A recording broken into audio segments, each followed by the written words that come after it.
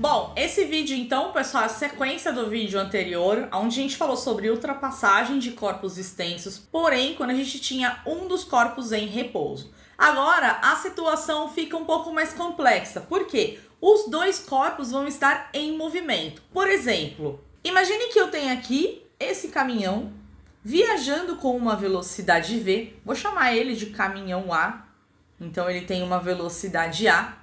E eu tenho aqui um carro, um veículo, vou chamar ele de B, que está viajando com uma velocidade VB. Considerando que a velocidade VB é maior que a velocidade VA, em algum instante mais aqui na frente vai acontecer a ultrapassagem. Quando nós temos essa situação, então depois de alguns instantes, o caminhão está um pouco mais à frente e o carro também. Porém, a traseira do carro ela ficou alinhada à frente do caminhão. Nós dizemos que nessa situação nós temos uma ultrapassagem, ou seja, o carro ele ultrapassou completamente o caminhão.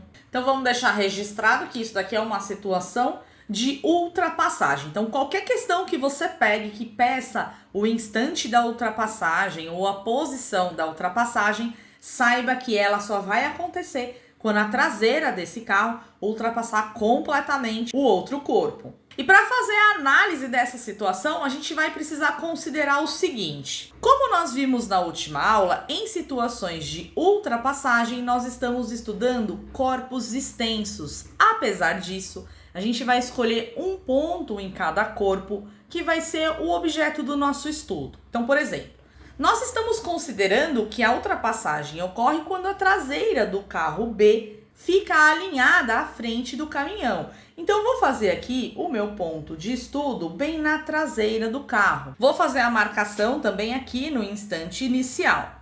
Bom, essa marcação, esse ponto, ele é muito importante, por exemplo, para a gente determinar qual é a posição inicial do carro B.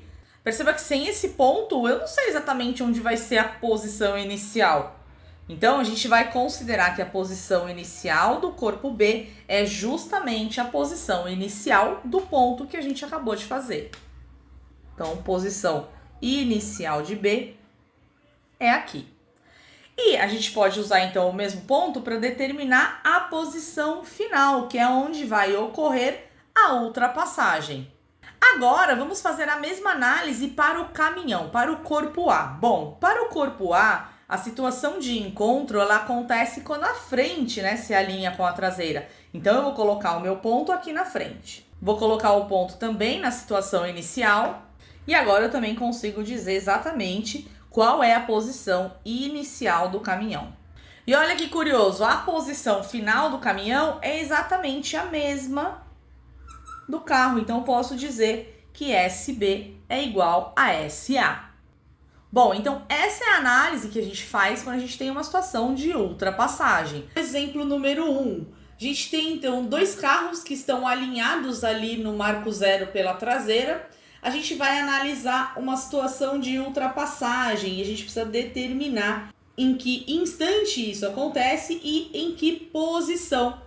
Bom, para resolver isso daqui, a gente pode fazer ou pelo método da função horária da posição ou pelo método da velocidade relativa. Vamos fazer uma análise aqui sobre função horária da posição. Como a gente viu em nossos esquemas, a ultrapassagem ela vai acontecer quando o ponto que está ali na frente do caminhão vai se alinhar ao ponto que representa a traseira do carro. E como a gente já sabe, a função horária da posição é S igual a S0 mais VT. Então, toda vez que eu encontrar o S de posição final, eu posso trocar por S0 mais VT, que é justamente o que eu vou fazer aqui. Então, o SA vai ser S0A mais VA vezes o tempo T, exatamente como está aqui. E para o corpo B fica S0 de B mais velocidade de B vezes o tempo T. Vamos agora, então, trocar os valores que a gente já tem. Qual é a posição inicial do corpo A? Então, dá uma olhada lá que o corpo A é o caminhão. Novamente, aqui a gente tem que lembrar que nós estamos analisando, então, a frente do caminhão. A frente do caminhão, ela se encontra em que posição? Observe que o caminhão tem 15 metros de comprimento. Então, a frente dele está situada na posição 15, já que a traseira está no marco zero. A velocidade dele é de 54 km por hora. Toma cuidado, a gente colocou aqui a posição em metros. Eu não posso colocar uma velocidade em quilômetros. Para isso, a gente precisa fazer a conversão. Converter 54 km por hora para metros por segundo. Isso vai dar quanto? Isso dá 15 metros por segundo. Aliás, se você tem dúvida aí para fazer a conversão, assista a nossa aula sobre conversão de unidades de medida para velocidade, vezes o tempo t. O tempo t eu não tenho, aliás, é algo que eu quero determinar. Igual, agora vamos lá, vamos para o corpo B, que é o carro. Qual que é a posição inicial do carro? Bom, no carro, pessoal, a gente está analisando a traseira, certo? Então, a posição inicial está lá no zero. A traseira está no zero, posição inicial no zero. Mais a velocidade também em metros por segundo, 72 km por hora, equivale a quanto? Isso mesmo, 20 metros por segundo. Vezes o tempo t. Bom, vamos isolar agora quem tem tempo de um lado, quem não tem tempo do outro. Então, esse 15t eu vou passar para cá negativo. Aqui, então, vai ficar 20 menos 15t. Então, a gente fica com 15 é igual a 5t.